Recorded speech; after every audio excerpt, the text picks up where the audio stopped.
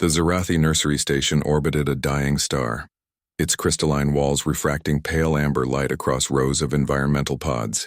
Each pod housed a different species' offspring, carefully monitored by the galaxy's most advanced AI systems. It was a place of science, precision, and sterile protocol until Lena Hart arrived. The other caretakers, multi-limbed Corvians and the floating Etherians, had warned her on her first day. Humans were soft. Humans were fragile. Humans had no natural defenses, no venom sacs, no armored plates. They questioned why the Galactic Council had approved her application at all. Lena had simply smiled and tied her auburn hair into a practical bun. "I've raised 3 younger siblings and volunteered at wildlife rescues back on Earth," she'd said. "I think I can handle some baby aliens." 3 months later, she'd proven them wrong in ways none of them expected. The incident began on a routine afternoon cycle. Lena moved through the nursery's central corridor, checking vitals on her datapad. The Corvian hatchlings chirped contentedly in their heated sand baths. The Etherian sparklings drifted in their zero-gravity chambers, their bioluminescent patterns pulsing with infant dreams. Everything was normal. Then she felt it, tiny claws tugging at her hair. Lena froze. Her hair had come loose from its bun again, cascading down her back. Something small and determined was climbing up the auburn strands, using them like rope. She reached back slowly, her fingers encountering warm fur and the rapid patter of a racing heartbeat. "Oh no," she whispered, recognizing the texture immediately. "Rick, what are you doing out of your pod?" The creature in her hair chirped, a sound somewhere between a kitten's mew and a raptor's trill. Rick, a Velcaran cub, was supposed to be contained in the high-security section. Velcarans were apex predators from a death world 3 sectors away, their adults standing 8 feet tall with retractable claws that could shear through starship hull plating. The council had debated for months whether to even allow a Velcaran in the nursery. Carefully, Lena reached back and extracted the cub from her hair. Rick was no bigger than a terrier puppy, covered in silvery blue fur with oversized paws and enormous golden eyes. 6 needle-sharp claws decorated each paw, currently retracted but still capable of drawing blood. The cub's ears, 4 of them, arranged in a crown pattern, swiveled toward her face. "How did you get out, little one?" Lena asked softly. Rick chirped again and reached for her, tiny paws grasping at air. The universal translator on Lena's collar crackled to life, struggling with the infant vocalizations. "Want, up, hold." Lena's heart melted. Despite every protocol, despite every warning about Velcaran aggression, despite the fact that this creature would grow into something that could hunt her species for sport, Rick just wanted to be held. She glanced around the corridor. No other caretakers in sight. The security cameras would record this, but Lena found she didn't care. Slowly, she drew Rick close to her chest, cradling the cub in the crook of her arm. The effect was immediate. Rick's entire body relaxed, the cub's rapid heartbeat slowing to match Lena's own. A deep rumbling sound emerged from Rick's chest, not quite a purr, but something similar. The cub nuzzled against Lena's uniform, tiny claws kneading gently at the fabric. "You're lonely, aren't you?"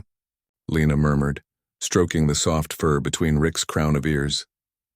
"They keep you isolated because they're scared. But you're just a baby." Footsteps echoed down the corridor. Lena turned to see Carthex, the senior Corvian caretaker, his compound eyes widening in what she'd learned to recognize as alarm. His translator barked urgently, "Human Lena! Release the Velcaran immediately! It is a Class 5 predator species." "He's a baby," Lena replied calmly, continuing to stroke Rick's fur.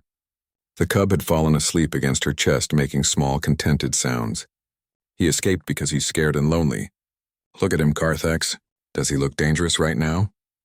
The Corvian's mandibles clicked nervously. Adult Velcarans have killed entire exploration teams. The cub's instincts are the instincts of a child separated from his family. Lena interrupted gently. "On Earth we have predators too. Bears, lions, wolves. Their cubs are dangerous if threatened, but they're also social creatures who need comfort and touch. Rick isn't attacking me. He climbed my hair because he wanted comfort." Carthex edged closer, his multiple limbs twitching with uncertainty. "This violates every protocol. The Council approved me because humans have something the galaxy seems to have forgotten," Lena said, her voice firm but kind. She looked down at Rick, whose golden eyes had opened to drowsy slits. "We understand that predator doesn't mean monster. Every species was a predator once, somewhere in their evolution. We just remember what it's like. She began walking back toward the high-security section, Rick still cradled against her chest. I'm taking him back to his pod. But tomorrow I'm filing a formal request to modify his containment protocols. He needs socialization. He needs touch. He needs to not grow up thinking he's a monster to be feared. Carthex followed at a distance, speaking rapidly into his communicator. By the time Lena reached Rick's pod, 3 other caretakers had arrived, maintaining what they clearly considered a safe distance. Lena knelt beside the pod's entrance, but when she tried to place Rick inside, the cub's claws emerged. Not in aggression, but in desperation. He clung to her uniform, his chirps turning plaintive. The translator struggled. Stay, please. No, alone. Something in Lena's chest cracked. She made a decision that would change not just her career, but the galaxy's understanding of predator species forever. Okay, little one, she whispered. I'll stay.